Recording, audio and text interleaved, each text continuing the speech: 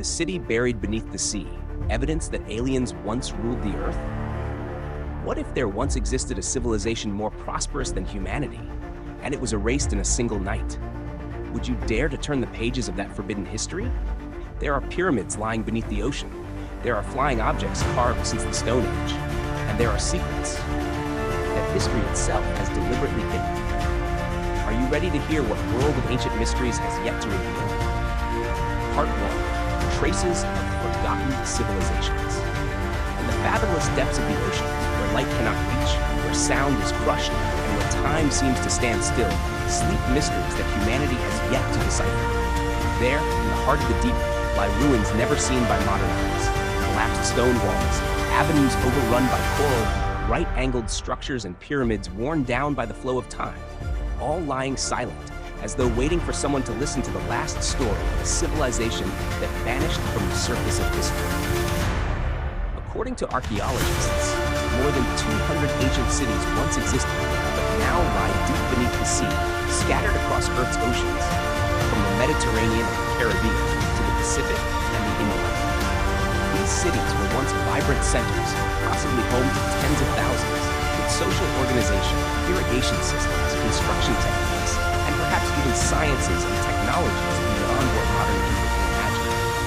And then somehow, they were all swallowed by the sea. We know this through chance discoveries, when ocean explorers, fishermen, or amateur divers happened upon massive stone blocks arranged symmetrically, endless stairways leading into the void, or a stone pyramid carpeted with algae. At first, such finds were dismissed as fantasy, but as their numbers grew, at different depths and across distant seas, archaeology was forced to admit something doesn't fit the history we were taught. Another truth gradually emerged. We know more about the universe than about the seafloor of our own planet. For decades, science has invested billions of dollars studying distant bodies, Mars, the Moon, and exoplanets. Yet, in stark contrast, only about 5% of Earth's ocean floor has been accurately surveyed and mapped. That means 95% of the underwater world remains wholly unfamiliar to humanity. Imagine it as a colossal library of which we've read only a few opening pages.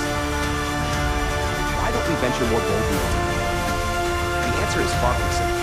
Conditions in the deep sea are extremely harsh, crushing pressure, low temperatures, almost zero visibility. Most diving equipment functions only to limited depths. We have the technology to fly to the moon, but not yet the means to reliably touch the bottom of the Mariana Trench, the deepest place on Earth. However, with modern advances, ocean-exploring robots, 3D sonar, depth sensors, and thermal cameras, archaeologists and oceanographers have begun to see a larger picture. The buried structures are not merely inert rock. They are actual cities. Many sites display architectural features too precise to have formed purely by natural processes.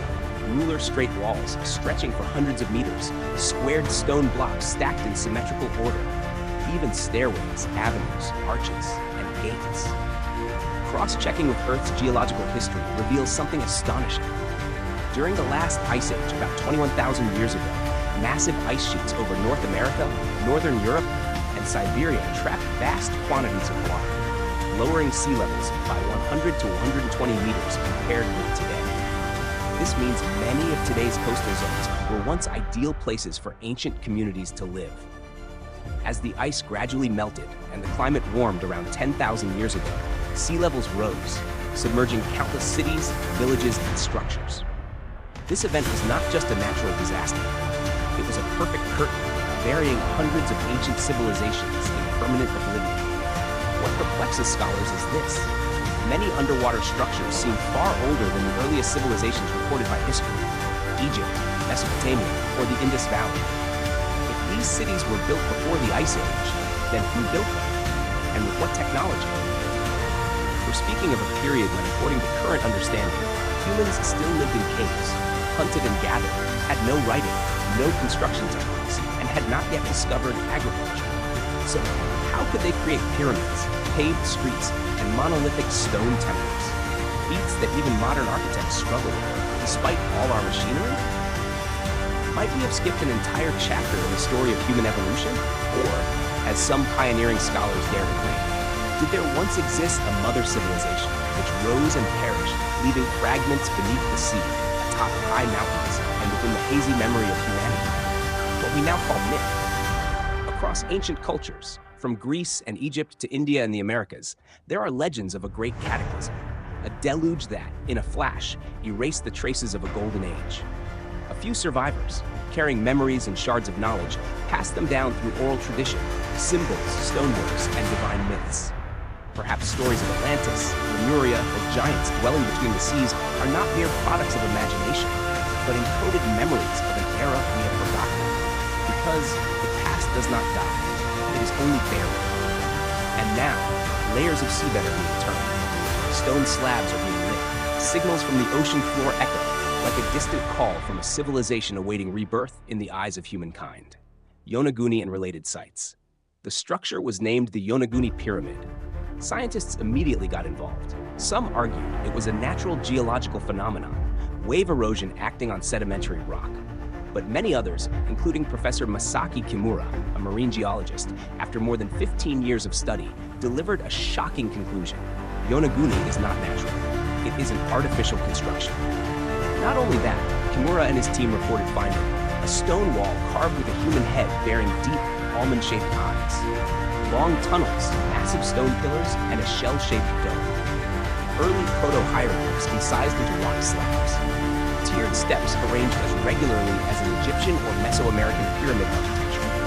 Strangely, the structure is estimated to be as much as 12,000 years old, predating the rise of ancient Egypt. Once again, the question resounds: who built this, and why is it underwater? If we set aside academic preconceptions and let ourselves drift with the hypothesis, one possibility emerges.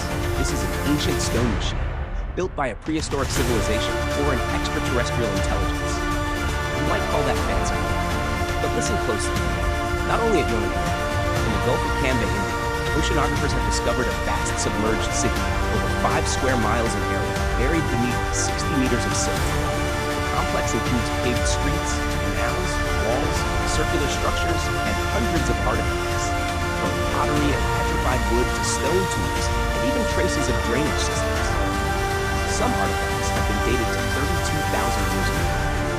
That figure is not merely shocking, it completely challenges humanity's evolutionary timeline. According to mainstream theory, people at that time had only just emerged from the Paleolithic, still hunting and gathering, living in caves. Building a city, let alone urban planning, symmetrical architecture, or sophisticated drainage would have been impossible. This implies that either history is entirely wrong, or another civilization once existed in parallel, erased in a mysterious catastrophe. Another case, deep in the Andes of Peru, is Lake Titicaca, the world's highest navigable lake. On its floor, Italian archaeologists found traces of a stone platform, patterned walls, stairways, and a submerged temple, dated to about 1,500 years old. What astonishes, however, is the belief of the local Aymara that this lake is where brothers from the sky first set foot, teaching their ancestors how to live, farm, build, and even communicate with the stars. They call them hijos del sol, children of the sun. And in ancient lore, these beings are not gods, but human-like entities, tall, pale-skinned, clad in shimmering garments, and capable of flight. Sound familiar? We've seen such figures in Japan, the hunch-headed Dogu figurines. In the United States, the Hopi tribe's Kachina dolls. In the Sahara, ancient cave paintings, and in many other places. All depict the same image, a humanoid with a large head and almond eyes, wearing a suit like that of an astronaut, with breathing tubes, conduits, and a protective helmet. Researchers call them ancient astronauts. And if you continue connecting the chain of underwater sites, from Yonaguni, Japan, to Cambay, India, to Titicaca, Peru, then Bimini, Bahamas, Bermuda, and other lost lands, you'll see a strange network begin to appear. A globally linked system, built by some force with unknown purpose, yet with technical capabilities far beyond our current understanding. Perhaps these structures were energy transmitters, tapping Earth's magnetic field. Perhaps astronomical observatories for tracking celestial motions. Or perhaps temporary bases of an extraterrestrial species that once visited Earth on a mission to research, to help, or to seed a new civilization. And then they disappeared. All that remained were stone slabs. But those stones still whispered that history is not what we think, that we are not the first species to master this planet, and that if we look deeply enough, not with the eyes, but with the mind, we may glimpse something, waiting for us to remember. Atlantis, the capital of a sunken dream?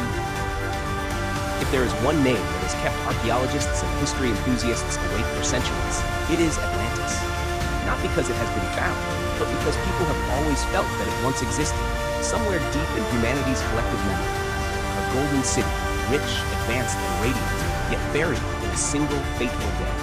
A dream extinguished by the fury of nature, or by a power beyond human control. And the first to tell this dream was Plato, the great philosopher of ancient Greece. Around 360 BCE, in his two famous dialogues, Timaeus and Critias, Plato recounted the story of a great island called Atlantis, granted by Poseidon, god of the sea, to his son to rule. The city was described as a system of concentric circles, with avenues, canals, and walls made of gold, silver, and bronze, glittering under the sunlight. According to Plato, it was an advanced civilization with a mighty army, refined architecture, and highly developed technology, until one day they grew arrogant and sought to conquer the world. Thus, as punishment from the gods, Atlantis was swallowed by the sea in a single night. A tragic ending, yet one that opens endless questions. Plato was a philosopher, not a geographer, but his story contained such vivid geographical details that many began to wonder, did he merely invent it as a moral lesson, or was he transmitting a memory of real history? For centuries, scholars have fiercely debated whether Atlantis was real or merely a philosophical allegory.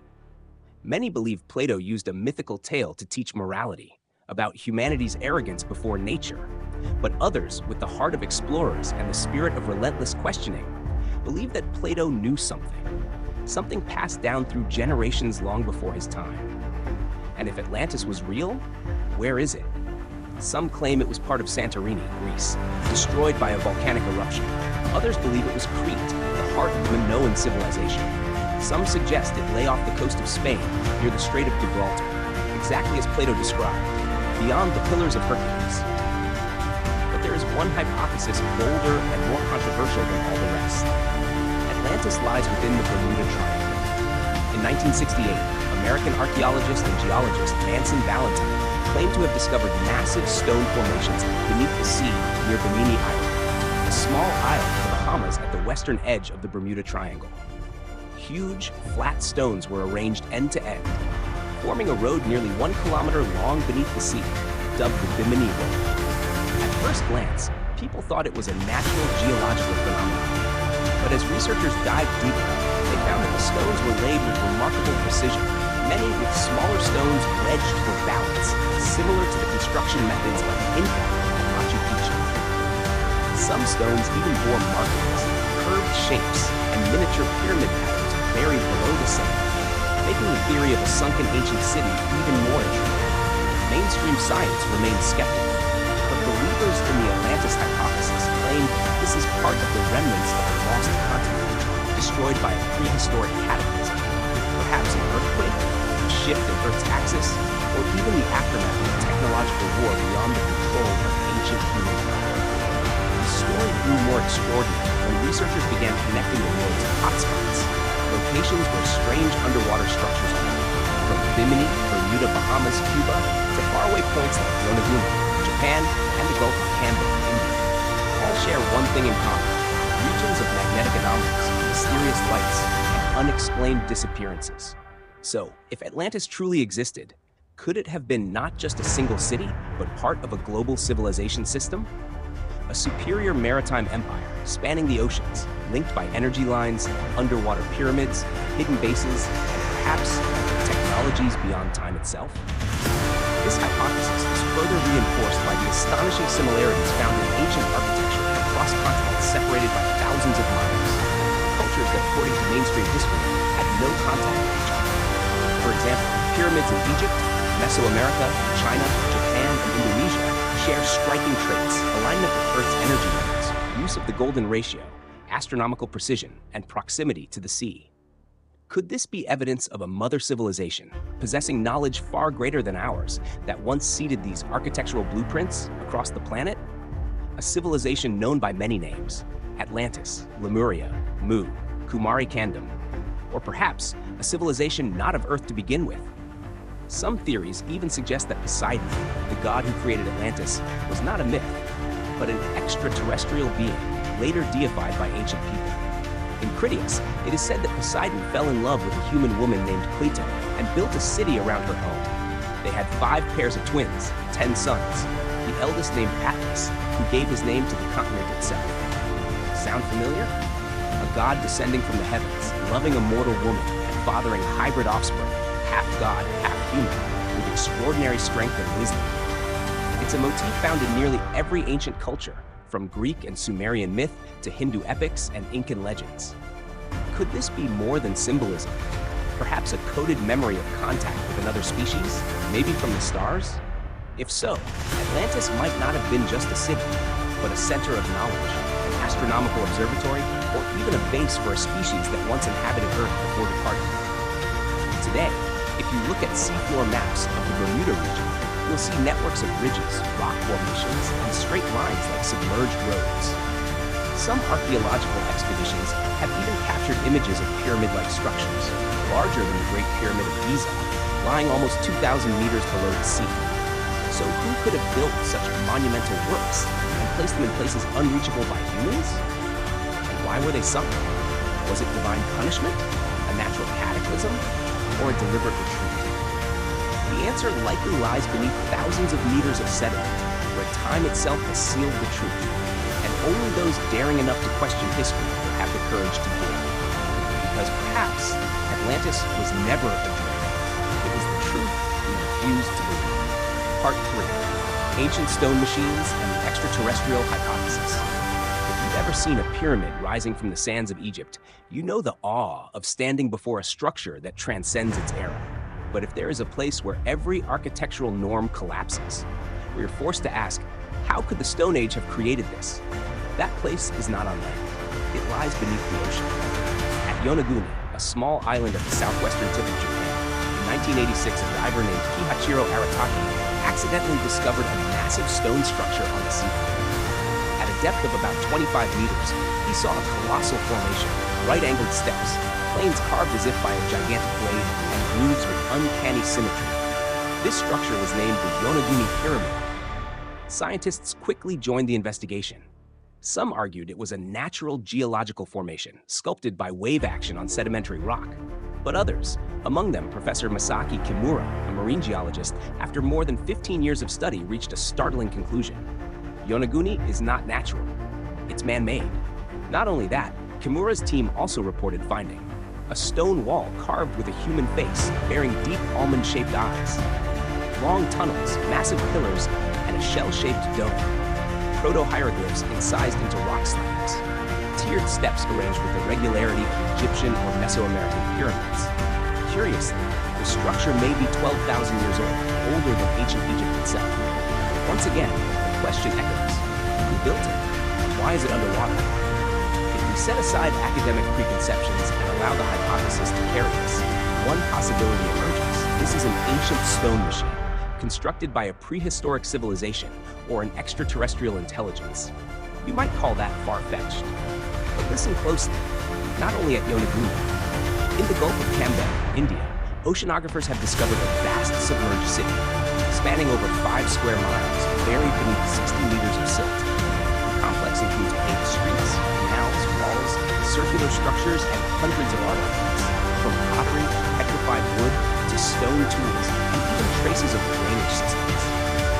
Some artifacts have been dated to 32,000 years ago. That number doesn't just shock, it upends the accepted timeline of human development. According to mainstream theory, humans at that time had only just emerged from the Upper Paleolithic, still hunting, gathering, living in caves. How could they possibly have built cities, let alone laid out urban plans, symmetric architecture, or advanced drainage? This implies that either history is profoundly mistaken, or another civilization existed in parallel, erased in a mysterious catalyst. Another case lies deep in the Andes of Peru, Lake Titicaca, the highest navigable lake in the world. Beneath its surface, Italian archaeologists found traces of stone foundations, carved walls, stairways, and a submerged temple, dated to about 1,500 years old. What astonishes, however, is the belief of the local Aymara people. that this lake is where brothers from the sky first set foot, teaching their ancestors how to live, farm, build, and even how to communicate with the stars. They call them hijos del sol, children of the sun. And in their ancient lore, these beings are not gods, but human-like entities, tall, pale, dressed in shimmering garments, capable of flight. Sound familiar? We see similar figures in Japan, the hunchback-headed Gogu figurines. In the US, the Hopi Kachina dolls. In the Sahara, cave paintings, and in many other places. All portray the same image. A humanoid with a large head and almond eyes, wearing a suit like that of an astronaut, with tubes, conduits, and a helmet. Researchers call them ancient astronauts. And if you connect the chain of underwater sites, from Yonaguni, Japan, to Cambay, India, to Titicaca, Peru, then Bimini, Bahamas, Bermuda, and other lost lands, you begin to see a strange network emerge. A global linkage, built by some force with unknown purposes, but with technical capabilities far beyond our present understanding. Perhaps these structures were energy transmitters, harnessing Earth's magnetic field. Perhaps astronomical observatories, tracking celestial motions. Or perhaps temporary bases for an extraterrestrial species that once visited Earth on a mission, to study, to assist, or to seed a new civilization. And then they vanished. What remained were only stones. But even stones can whisper that history is not what we think, that we are not the first to rule this planet, and that if we look deeply, not with the eyes but with the mind, we may sense something waiting for us to remember. Now part 4, witnesses, legends, and inexplicable evidence. There are things that persist beyond the reach of reason. There is evidence, plain as day, rejected only because it doesn't fit what we've been taught. And there are stories, fragments of memory from hundreds of cultures, repeating one theme, the presence of another, from the sky, the ocean, or a dimension we cannot comprehend. In 1803, on the coast of Hitachi, villagers found a strange object washed ashore, a round boat with a domed copper roof, its hull etched with unknown characters. Inside was a pale, red-haired woman in unfamiliar attire, clutching a box she would let no one open. The tale appears in multiple old texts, calling the craft Utsuro Gumi. To this day, no one knows where it came from, but its shape, interior details, and reported operation uncannily resemble modern reports of UFOs. Japanese sources also describe gods, appearing in fire, flying across the sky, guiding and punishing with beams of light. They never say aliens, but the Jomon-era Dogu clay figurines, with giant almond eyes, protective suits, and headgear with connections, speak for themselves. In the Stone Age, who would imagine an astronaut suit?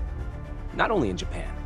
In America, the Hopi people preserved the tradition of Kachina dolls, beings from the heavens who taught humanity to farm, build, and honor nature. The dolls feature almond eyes, rounded helmets, and objects resembling instruments. Across the Sahara, ancient cave art portrays beings flying in the sky, bodies fully covered, with unusually long arms. Some paintings show glowing spheres descending, then figures in metallic headgear emerging. In India, the Sanskrit Vedic texts, especially the Mahabharata and Ramayana, describe in detail the Vimana, flying chariots of the gods used for war and travel between realms. Vimana could not only fly, they could dive into the sea, emit light, thunder, and at times vanish in an instant. Do you see the pattern? All speak of something circular, hovering, luminous, silent, not of this world. Even the Bible, read by billions, mentions the prophet Ezekiel's fiery chariot, wheels within wheels, radiant, moving in ways no one can fathom. Back to modern times, discoveries grow even more staggering. In 1977, within the Bermuda Triangle, an American-French team reported a massive underwater pyramid at a depth of 2,000 meters. It was said to be larger than the Great Pyramid of Giza and made of an unidentified, light-reflective material with anomalous magnetism. Strangely, it bore no coral or marine growth, as if shielded by an energy field that kept time at bay.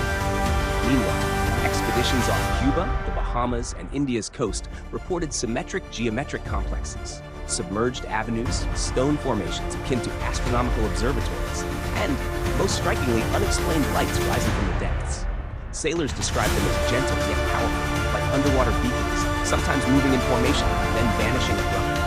You could call it illusion, sun reflection, or wave reflection. But all places, all eras, all cultures, imagining the same thing? Unlikely. Scientists, fishermen, divers, archaeologists, across oceans, all mistaken? Unconvincing. There is one most reasonable explanation. We are encountering something science has not yet named. From the lens of the ancient astronaut hypothesis, these are not isolated anomalies, but links in a long chain connecting humanity with non-human intelligences. If true, extraterrestrials may have used Earth as a way station, a resource node, or a biological seed site. Supporting that mission, they built megalithic stone complexes, energy stations, and underwater bases, then chose to hide and observe. Bermuda Triangle and Dragon's Triangle may be two primary energy nodes, where underwater pyramids serve as receivers, emitters, or even spatial agents. Hence, of older cases, mysterious disappearances, unidentified aerial phenomena, strange lights are side effects of activities humanity has never reported. Modern science cannot prove this. But science also cannot deny what it has not yet understood, nor can it invalidate the testimonies of thousands across centuries and continents, and scholars and commoners alike, telling the same story. No one forced them to imagine. No one coerced them to see what they could not make. They recounted it as collective memory, a memory from when Earth was a junction between the worlds. You are truly clear-headed, you won't nod at all. You'll doubt me. Research will refute me. But remember, genuine seed of doubt is the beginning of enlightenment. Perhaps it is these impossibilities that open the first door toward truths hidden for millennia. Part 5. When history demands to be rewritten. We were raised on a pre-written history. Egypt as the beginning of architecture. Mesopotamia as the birthplace of writing. Human civilization blooming only a few thousand years ago. Before that, a long, dark prehistory. We're taught our ancestors lived in caves, hunted and gathered, trembled before gods, and took tens of thousands of years to build a simple brick roof. And yet, from beneath the sea, from the deep layers of ocean and memory, stones surface, refusing to sit quietly where they're told. A 1,000-meter stone road in the heart of the ocean. A 200-meter pyramid at a depth of 2,000 meters. A network of tunnels, temples, and avenues buried in the Gulf of Cambrai, dated to over 30,000 years. Neolithic figurines, wearing protective suits, goggles, holding devices. Ancient scriptures, over 2 millennia old, describing flying machines, energy beams, and beings descending from the heavens. And then hundreds of people across the world in centuries saying they've seen lights, strange craft, strangers, things no textbook can explain. What shall we do with all this? Continue to close our eyes? Keep labeling everything a myth? Or find the courage to open a new chapter of history? Perhaps not everything underwater is alien. Perhaps not every pyramid is an ancient base. And perhaps not every legend is true. But if even a small part is, then human history must be rewritten. Because that would mean a transcendent civilization once existed, outside our evolutionary line, shaping humanity, or even seeding it. Look at us, modern humans with supercomputers in our pockets, Mars probes, the James Webb Telescope. We think we're the pinnacle of evolution, but perhaps we're a recurrence, an echo of an older cycle. Maybe there was a time when humans touched cosmic astronomy, wireless energy, biotechnology, only to be erased by cataclysm, hubris, or simply Earth's periodic reset. Atlantis, Mu, Lemuria, Waraka, Quanakota, Yonaguni are not curiosities. They are warnings. Progress without awareness is a blind man's game. Intelligence without humility leads to annihilation. And any monument, no matter how grand, without foundations in wisdom and cosmic connection, will be swallowed by the sea as if it never existed. So when you listen to the ocean's roar, when you gaze upon sonar images of the seafloor, when you read metaphors in ancient texts, ask yourself, am I looking at stone or at humanity's memory? Who were those that came before? And are we repeating their path? In the end, truth does not require belief. It only requires discovery. You still thirst for discovery, then perhaps the history you rewrite will be the truest of all. Not the history of mankind, but of timeless intelligence. Open quote. If what you've just heard doesn't feel random, perhaps you've been chosen to remember what was forgotten. Subscribe and turn on notifications, for this journey of exploration has only just begun. World of Ancient Mysteries will return, and when it does, don't miss it. Close quote.